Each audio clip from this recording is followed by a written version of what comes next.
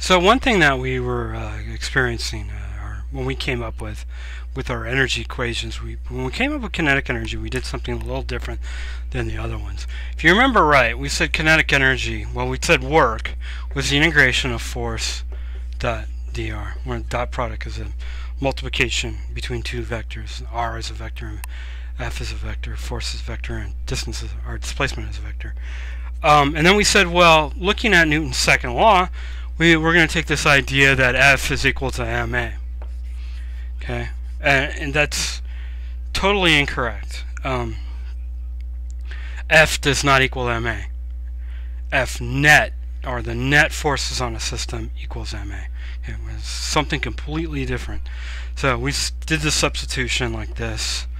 Then we did some swapping around of variables, and we ended up with this, which is giving us the equation of 1/2 mv squared.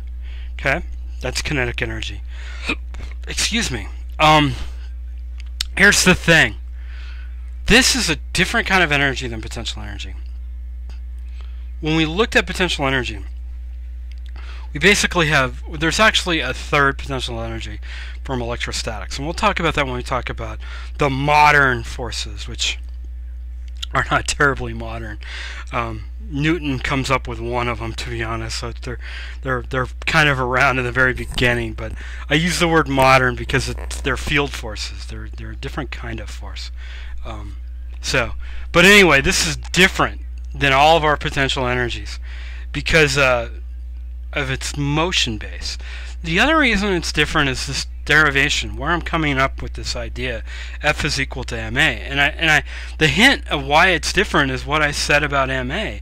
Ma is not a force. It's the sum of all forces. So when we're doing this integration, when we're going to get energy out of it, or work out of it, you know, they're kind of almost interchangeable. When we get this energy equation out of it, we do this substitution of F equals ma, but we're actually substituting not a single F, but all F's. All forces in the system. We're considering all of them at that point equals ma. So this is not a force, but is the result of all forces. So when I come up with kinetic energy, and I experience a change in kinetic energy, that means that the kinetic energy that I experience this change in is a result of all forces that are acting on it.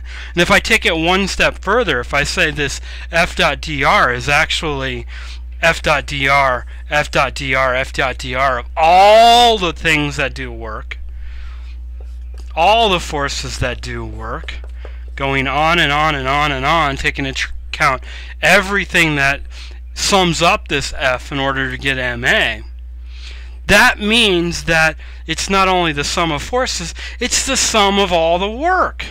So it turns out that this kinetic energy equation, this change in kinetic energy, because an object can have kinetic energy, but remember, work is an attempt to either speed that object up or slow that object down.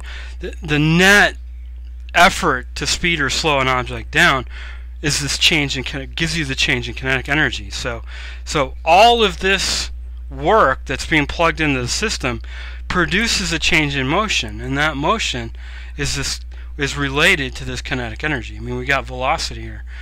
We actually have velocity squared here, which is kind of a little bit different. So that means the going around and around around this, that means that this is equal to net work.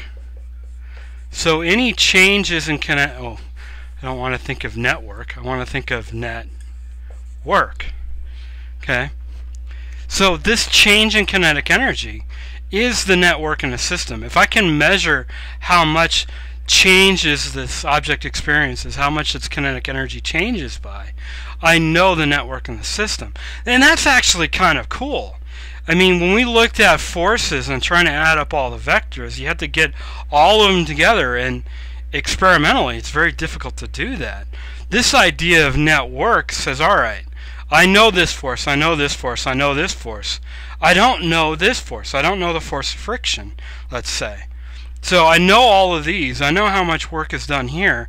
I have a measured change in kinetic energy. I could actually figure out how much work friction is doing in that case.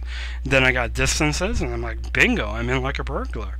So it's a nice way of simplifying things, but you got to realize that this idea of F equals ma, F in the F equals ma equation is not a force, but all forces that are acting on that object.